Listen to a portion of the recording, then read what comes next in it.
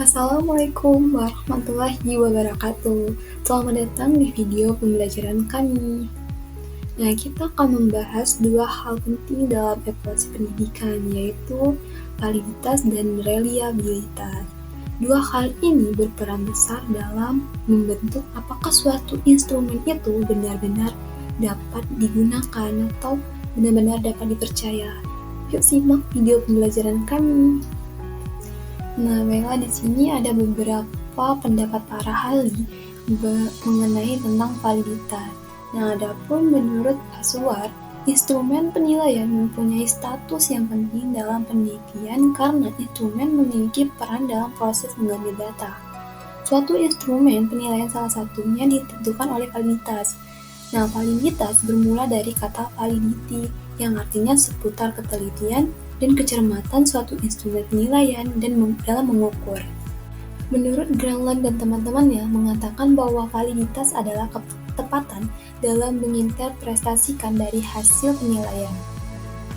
Nah, sedangkan menurut Neumann, validitas mencerminkan kondisi yang sesuai kenyataan dan mengacu pada kesesuaian antara kontraks atau cara seorang peneliti mengkonseptualisasikan ide dalam kondisi konseptual dan suatu ukuran.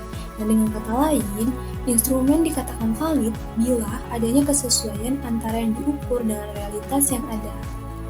Nah, dari pernyataan beberapa ahli tadi, kita dapat menarik kesimpulan bahwa alat ukur tes memiliki nilai kevalidan tinggi bila alat tersebut dapat mengungkapkan keadaan yang sebenarnya. Artinya, tes yang dipergunakan betul-betul dapat mengungkapkan data yang tepat dan akurat sesuai yang diinginkan. Nah, ini terdiri dari dua macam, yaitu validitas logis dan validitas empiris. Nah, berikut penjelasannya. Nah, di sini kita akan membahas tentang validitas logis. Validitas yang secara hasil penalaran menyatakan instrumen penilaian mempunyai validitas logis apabila sudah direncanakan dengan teratur dan mengikuti teori maupun ketentuan yang berlaku. Validitas logis ini juga biasa disebut dengan validitas teoritis. Jadi, validitas logis atau juga dikenal dengan validitas teoritis merupakan bentuk validitas yang sangat penting dalam menyusun instrumen penilaian seperti soal tes. Instrumen dikatakan memiliki validitas logis jika butir-butir soal disusun benar-benar mencerminkan kemampuan atau kompetensi yang ingin diukur. Nah, berdasarkan teori dan tujuan pembelajaran telah ditetapkan. Penilaian validitas ini umumnya dilakukan secara kualitatif oleh para ahli di bidangnya melalui telah isi, struktur, dan kesesuaian soal terhadap indikator pembelajaran. Misal, kita ingin membuat soal untuk mengukur kemampuan siswa tentang persamaan linear vertikal parabel. Nah, contoh pertama, jika 3x tambah 5 sama dengan 14, berapakah nilai X? Nah, soal ini memiliki validitas logis yang tinggi karena langsung menguji pemahaman siswa dalam menyelesaikan persamaan linear sesuai teori yang diajarkan. Nah, sedangkan soal nomor 2, itu siapa yang menemukan konsep persamaan linear? Soal ini tidak relevan untuk mengukur pemahaman siswa tentang penyelesaian persamaan. Jadi, tingkat validitas logisnya itu terbilang rendah.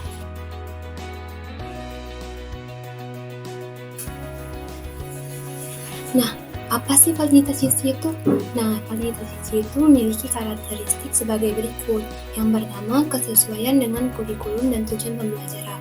Soal tes disebut mempunyai validitas isi apabila memiliki kesesuaian antara materi atau isi pembelajaran dengan tujuan pembelajaran yang diharapkan. Nah, validitas isi direncanakan mulai awal menyusun dengan jalan merinci kurikulum, materi, dan tujuan pembelajaran. Jadi, validitas isi menunjukkan apakah soal yang kita buat benar-benar mewakili seluruh isi materi yang diajarkan dan sesuai dengan tujuan pembelajaran yang telah ditetapkan dalam kurikulum. Nah, ini bukan asal membuat soal, tapi soal harus mewakili indikator pembelajaran, menggunakan materi yang memang telah diajarkan, sesuai dengan tingkat kesulitan dan konteks siswa.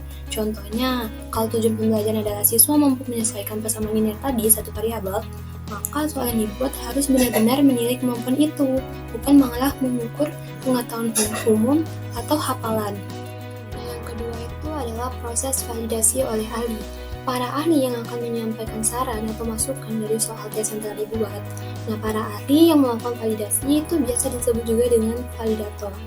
Validator haruslah yang kompeten di bidangnya. Dasar pertimbangan dalam memilih validator adalah memahami ranah, isi, dan tujuan pembelajaran. Jadi, validitas isi tidak cukup hanya dirasa cocok oleh pembuat soal, tapi perlu divalidasi oleh para ahli. Orang-orang yang melakukan penilaian ini disebutkan tadi validator, dan mereka harus punya kompetensi seperti pemahaman isi materi, paham cara menyusun soal yang baik, tahu konteks dan tujuan pembelajaran yang ingin diukur. Nah, yang terakhir itu adalah pendekatan dalam uji validitas isi instrumen penelitian. Nah, uji validitas isi dapat dilakukan dengan pendekatan kualitatif dan juga kuantitatif, atau juga bisa dengan gabungan antara kuali dan kuanti. Nah, itu tergantung dengan kita bagaimana menggunakan metode yang mana. Nah, pengujian validitas isi dengan pendekatan kuantitatif itu dapat dilakukan dengan koefisien validitas isi Eichen-V, atau juga bisa dengan koefisien validitas isi Lausi atau CVR, dan juga bisa dengan Content Validity Index atau CVI. Nah, selanjutnya adalah indikator penilaian validitas isi soal. Yang pertama itu ada kecocokan indikator pencapaian kompetensi atau IPK dengan indikator soal. Nah, di sini kita melihat apakah soal yang dibuat sesuai dengan tujuan pembelajaran yang ingin dicapai. Misal, kalau IPK-nya menyebutkan siswa dapat menghitung luas segitiga, maka soal harus benar-benar menilai kemampuan menghitung, bukan sekedar mengenali bentuk segitiga. Nah, untuk yang kedua itu kecocokan indikator soal dengan ranah kognitif. Ini tentang tingkatan berpikir yang diuji. Kita pakai taksonomi Bloom sebagai acuan, misal mengingat, memahami, menerapkan, menganalisis, dan lain sebagainya. Kalau indikator soal menargetkan analisis, maka soal harus menuntut siswa menganalisis informasi, bukan hanya menjawab fakta sederhana. Penggunaan bahasa, tulisan, dan gambar. Bahasa yang digunakan harus jelas sesuai tingkat perkembangan siswa dan tidak ambigu. Ejaan dan tata bahasa juga penting agar tidak membingungkan. Kalau ada gambar, pastikan relevan dan mudah dipahami oleh siswa dan tidak membuat mereka kebingungan. Pelayakan butir soal untuk dijadikan sampel. Artinya, soal harus sesuai dengan kondisi dan karakteristik siswa yang menjadi sampel uji coba. Contoh, jangan berikan soal terlalu sulit pada siswa dengan kemampuan dasar yang masih rendah, atau soal yang terlalu bergantung pada konteks lokal tertentu yang tidak dipahami semua siswa. Yang terakhir itu adalah kecocokan materi pembelajaran yang diuji cobakan. Pastikan soal menguji materi yang memang telah diajarkan dan masuk dalam silabus atau kurikulum. Kalau materi belum pernah diajarkan, hasil uji jadi tidak valid karena siswa menjawab tanpa bekal yang cukup. Nah, di sini ada langkah-langkah uji validitas isi dengan pendekatan kuantitatif. Nah, pertama menentukan ruang lingkup materi. Nah, langkah awal adalah mengidentifikasi secara jelas apa saja yang seharusnya diukur dalam instrumen. Ruang lingkup ini harus sesuai dengan kompetensi atau tujuan pembelajaran yang ingin dicapai. Nah, penentuan domain ini penting agar butir-butir soal benar-benar mencerminkan isi materi yang relevan. Ini menyusun kisi-kisi instrumen. Nah, setelah menentukan ruang lingkup, dibuat kisi-kisi sebagai acuan penyusunan soal. Nah, kisi-kisi biasanya mencakup kolom kompetensi dasar, indikator pencapaian, materi, bentuk soal, dan nomor soal. Nah, kisi-kisi ini berfungsi memastikan setiap butir soal sesuai dengan tujuan pembelajaran dan indikator yang ingin dicapai. Menggunakan skala penilaian, para ahli memberi skor terhadap setiap butir soal menggunakan skala tertentu. Misalnya skala Likert 1-5. Nah, 1 itu dianggap sangat tidak relevan dan 5 itu menggambarkan sangat relevan. Nah, skor ini nantinya digunakan untuk perhitungan indeks validitas isi menggunakan rumus Eichen-V. Melibatkan ahli atau expert judgment. Nah, uji validitas ini dilakukan dengan melibatkan beberapa ahli yang memahami materi yang diukur. Jumlah ahli biasanya itu 2-5 orang. Nah, para ahli diminta untuk menilai relevansi, kejelasan, dan kesesuaian tiap butir soal terhadap indikator dan materi. Nah, penilaian ini menjadi dasar untuk menghitung validitas isi secara kuantitatif. Nah, baru selanjutnya kita menghitung koefisien validitas Eichen-V. Di sini sudah tercantum rumus dari validitas Eichen-V, yaitu V sama dengan sigma S dibagi N dikali C-1. Nah, V di sini itu adalah indeks kesepakatan ahli mengenai validitas butir, sedangkan S itu skor yang diberi setiap ahli dikurangi skor terendah atau minimal dalam kategori yang dipakai. dan N adalah banyaknya ahli, C skor tertinggi atau maksimal dalam kategori yang dapat dipilih ahli. Nah, dan yang terakhir itu analisis dan revisi butir soal. Butir yang memperoleh nilai icon V tinggi biasanya lebih di atas 0,8 dianggap valid secara isi dan dapat dipertahankan. Sementara butir yang nilainya rendah sebaiknya direvisi atau dibuang. Nah, proses analisis ini penting untuk memastikan bahwa instrumen benar-benar mengukur isi yang sesuai dan layak digunakan dalam penelitian atau penilaian pembelajaran. Nah, setelah kita membahas tentang validitas isi yang merupakan bagian validitas logis, kita juga akan membahas tentang validitas kontraks, itu merupakan validitas logis juga. Nah, validitas kontraks itu adalah validitas yang menunjukkan sejauh mana instrumen mengungkapkan suatu kemampuan atau kontraks teoritis yang hendak diukurnya. Jadi suatu tes dikatakan memiliki validitas kontraks bukanlah dilihat dari susunan kalimat atau urutan nomor yang sudah runtun. Akan tetapi, tes tersebut dapat secara tepat mengukur aspek berpikir kognitif, afektif, psikomotorik, sebagaimana yang sudah dirumuskan pada tujuan interaksional khusus. Nah, validitas kontraks ini pembuktiannya bisa melalui exploratory factor analysis dan juga confirmatory factor analysis atau CFA. Validitas empiris menurut Jali dan Muljono, validitas empiris atau validitas kriteria suatu tes atau instrumen ditentukan berdasarkan data hasil ukur instrumen yang bersangkutan, baik melalui uji coba maupun melalui tes atau pengukuran yang sesungguhnya. Nah, validitas empiris adalah validitas yang ditentukan berdasarkan kriteria, baik kriteria internal maupun kriteria eksternal. Kalau kriteria internal itu adalah tes itu sendiri yang menjadi kriteria, sedangkan kriteria eksternal adalah hasil ukur tes lain di luar tes itu yang menjadi kriteria. Nah, dengan kata lain, validitas empiris adalah validitas yang bersumber pada atau diperoleh atas dasar pengamatan di lapangan. Validitas ramalan atau juga disebut dengan validitas prediksi. Yang dimaksud dengan validitas prediksi adalah kondisi yang menunjukkan seberapa jauh suatu instrumen mampu meramalkan apa yang akan terjadi di masa mendatang. Sedangkan validitas bandingan itu suatu instrumen memiliki validitas bandingan jika instrumen tersebut dalam kurun waktu yang sama dengan tepat mampu menunjukkan adanya hubungan searah antara instrumen pertama dengan instrumen berikutnya. Pembuktian validitas butir instrumen. Untuk data kontinu atau interval digunakan korelasi person product moment. Nah, sebagai berikut rumusnya yaitu N dikali sigma XY dikurang sigma Y dikali sigma X dikali sigma Y.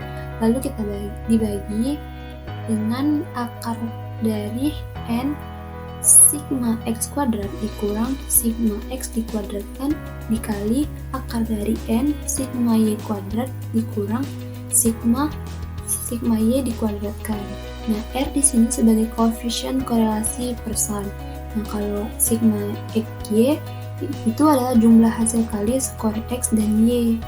Nah, dan sigma Y X itu jumlah skor X, sigma Y jumlah skor Y, sigma X kuadrat jumlah kuadrat skor X, sigma Y kuadrat jumlah kuadrat skor Y, dan N itu jumlah peserta. Baiklah, di sini kita sudah ada contoh soal, di mana berikut ini data dari 10 siswa yang telah diberi tes kreativitas, terdiri dari 10 butir soal dan tiap soal mempunyai nilai paling rendah itu 1 sampai nilai paling tingginya itu 5. Nah, ujilah validitas 10 butir soal tersebut dengan signifikasi kesalahannya itu 5%. Nah, di sini kita sudah ada tabel data skor hasil tes kreativitas skala 1 sampai 5. Nama peserta didik. Nah, kita mempunyai nilai N itu ada 10 dan butir soalnya juga ada 10. Butir soal dikatakan valid bila koefisien korelasi product moment atau R hitungnya itu lebih besar dari R tabel. Nah, Penyelesaiannya tuh langkah pertama, kita akan menghitung jumlah skor total setiap butir instrumen dinamakan dengan sigma X, dan jumlah skor total semua jawaban peserta didik dilambangkan dengan sigma Y. X itu yang mana ya? Nah, X itu ini. X itu adalah jumlah skor total setiap butir instrumen, jumlah skor total setiap butir, misalnya butir 1 jumlah skornya, butir 2 jumlah skornya, dan begitu pun seterusnya. Nah, kalau Y itu adalah jumlah skor dari setiap siswanya. Misalnya A skornya adalah 38, B adalah 41, dan begitu juga seterusnya. Langkah kedua, menghitung validitas setiap butir. Di sini kita akan menghitung validitas butir 1 terlebih dahulu. Nah, tadi butir 1 kan kita ubah menjadi lambangnya X1. Nah, dengan nilai sebagai berikut kita jumlahkan sehingga mendapatlah jumlah dari X1 ini adalah 37. Nah, X1 nya kita kuadratkan dan kita jumlahkan lagi. Nah, sehingga dapatlah jumlah dari X1 kuadrat itu 149. Kemudian yang Y ini tadi kan jumlah skor total dari jawaban peserta didik. Nah, kita jumlahkan juga sehingga dapatlah sigma Y itu sigma Y-nya adalah 406. Lalu Y-nya kita kuadratkan dan dijumlahkan juga sehingga dapat jumlah Y kuadrat yaitu 16.566. Lalu X dan Y ini kita kalikan dan kita jumlahkan juga sehingga mendapat nilai sigma X kali Y yaitu 1512. Nah, setelah kita mendapatkan nilai-nilai sebagai berikut, kita masukkan ke dalam rumus. Kita substitusikan ke dalam rumus dan kita operasikan sehingga dapatlah nilai R hitungnya 0,31. Tadi kan dikatakan bahwa sebuah butir soal itu akan valid apabila R hitungnya lebih dari L tabel. Namun kan signifikan kesalahannya tadi 5%, yaitu 0,05 dengan N-nya 10. Nah, kalau dilihat dari R tabel nilainya itu adalah 0,632. Jadi di sini R hitung kurang dari R tabel, sehingga butir soal 1 itu tidak valid karena R hitungnya kurang dari R tabel. Nah, untuk mencari pembuktian validitas butir selanjutnya itu dengan cara yang seperti tadi juga. Baiklah, itu saja yang dapat saya sampaikan tentang materi saya, yaitu validitas, dan akan dilanjutkan oleh teman saya yaitu Relin Afriza dengan materinya reliabilitas. Cukup sekian, terima kasih. Wassalamualaikum warahmatullahi wabarakatuh. Assalamualaikum warahmatullahi wabarakatuh. Perkenalkan, nama saya Relin Afriza dengan NIM 23571009. Baiklah, pada video kali ini saya akan menjelaskan tentang reliabilitas. Baiklah, yang pertama yaitu pengertian reliabilitas. Reliabilitas berasal dari kata reliability yang artinya sejauh mana hasil pengukuran dapat dipercaya. Suatu pengukuran dapat dipercaya apabila dalam beberapa kali pelaksanaan pengukuran terhadap kelompok subjek yang sama diperoleh hasil yang sama. Yang kedua yaitu langkah-langkah reliabilitas. Yang pertama, tentukan metode pengujian. Yang kedua, lakukan pengukuran ulang. Ketiga, analisis data. Dan yang keempat, evaluasi konsistensi. Selanjutnya yaitu jenis-jenis reliabilitas. Menurut Jejali dan Muljono 2008, reliabilitas terbagi menjadi dua. Yang pertama, reliabilitas konsistensi tanggapan, yang berarti reliabilitas yang mengutamakan tanggapan responden atau objek penelitian. Hal ini berarti hasil ukur dari instrumen penelitian mendapatkan hasil yang sama jika dilakukan berulang-ulang. Jika pada saat melakukan pengukuran terjadi ketidaksesuaian antara hasil ukur dengan hasil ukur sebelumnya, maka hasil ukur dianggap tidak menerangkan keadaan yang sebenarnya. Dalam pemeriksaan instrumen reliabilitas dapat dilakukan dengan 3 cara, yaitu Yang pertama yaitu bisa menggunakan teknik pengujian test retest, yang kedua menggunakan teknik pengujian belah dua, dan yang ketiga menggunakan teknik pengujian bentuk ekuivalen. Yang kedua yaitu reliabilitas konsistensi gabungan, yang merupakan reliabilitas yang menekankan kekonsistenan antara item-item suatu tes atau instrumen. Jika terdapat ketidakkonsistenan pada hasil ukur, maka ada kesalahan pada instrumen atau alat yang digunakan. Selanjutnya yaitu manfaat reliabilitas. Yang pertama, menentukan seberapa besar variabilitas yang terjadi akibat kesalahan pengukuran. Yang kedua, menentukan seberapa besar variabilitas skor tes sebenarnya. Selanjutnya yaitu menjamin data yang terkait bisa diandalkan atau cukup valid. Yang terakhir yaitu menunjukkan sejauh mana hasil pengukuran tetap konsisten ketika dilakukan dua atau lebih pada data yang sama. Yaitu metode-metode dalam reliabilitas. Yang pertama, metode tes ulang, di mana metode ini adalah penggunaan tes pada subjek yang sama namun dilakukan pada waktu yang berbeda. Langkah-langkah dalam metode tes ulang yang pertama yaitu menampilkan perolehan skala tes pertama, yang kedua menghitung perolehan nilai, dan yang ketiga menghitung nilai koefisien korelasi antara tes 1 dan 2, dan yang keempat menentukan kriteria reliabilitas. Selanjutnya yaitu metode paralel, di mana pendekatan untuk mengestimasi reliabilitas dengan menggunakan dua pengukuran yang setara. Langkah-langkah yang dapat digunakan dalam metode ini yang pertama yaitu menyusun dua tes yang memiliki tujuan ukur, isi item, dan spesifikasi yang setara.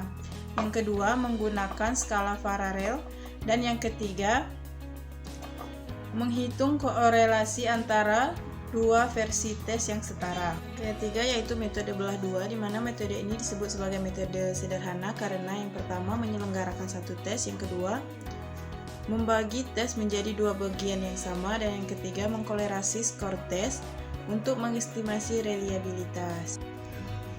Langkah-langkah yang dapat dilakukan dalam metode belah dua, yang pertama yaitu membagi item menjadi dua belahan, yang kedua mengkorelasi dua belahan tersebut dengan menggunakan korelasi rank.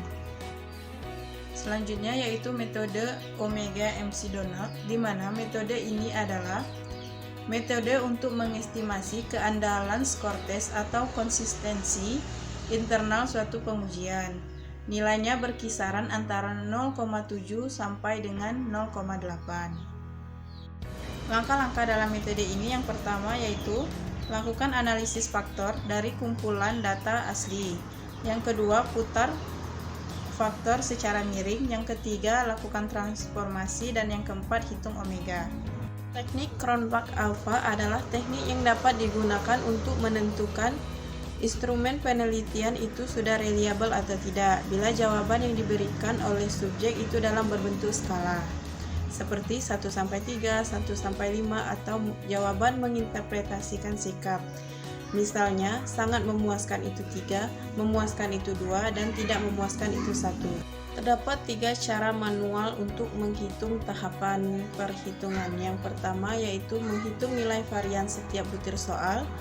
Yang kedua yaitu menghitung nilai varians total, dan yang ketiga menghitung reliabilitas instrumen. Dari ketiga cara tersebut memiliki rumusnya masing-masing seperti berikut ini.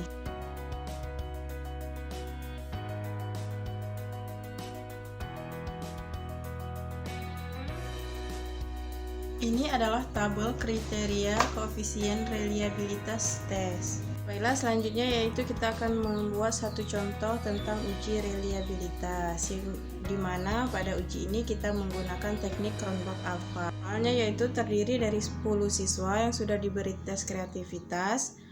Pada tes ini terdiri dari 4 butir soal, di mana setiap butir soal memiliki nilai paling rendah yaitu 1 dan nilai paling tinggi yaitu 5 dengan signifikannya 5%. Inilah tabel skor jawaban tes pada tes kreativitas siswa. Yang pertama kita membuat tabel penolong, di mana tabel penolong ini kita buat menjadi X1, X2, X3, dan X4. Kenapa sampai X4? Karena datanya ada 4. Selanjutnya yaitu kita bisa menghitung nilai varian setiap butir soal, di mana bisa menggunakan rumus yang sudah dijelaskan sebelumnya. Selanjutnya yaitu kita menghitung total nilai varians butir, di mana kita bisa menghitung dengan memasukkan nilai-nilai yang sudah kita cari pada langkah yang kedua. Yang keempat yaitu menghitung total varians. Terakhir yaitu kita menghitung nilai reliabilitas instrumen, di mana bisa menggunakan rumus yang sudah dijelaskan sebelumnya. Di sini K-nya 4. Kenapa 4? Karena ada 4 butir soal, sehingga kita mendapatkan hasil 0,864. Berarti kreativitas siswa itu sangat tinggi, di mana 0,8 itu sangat tinggi, sehingga hasilnya reliable. Itulah tadi materi yang dapat saya sampaikan. Saya akhiri. Wassalamualaikum warahmatullahi wabarakatuh.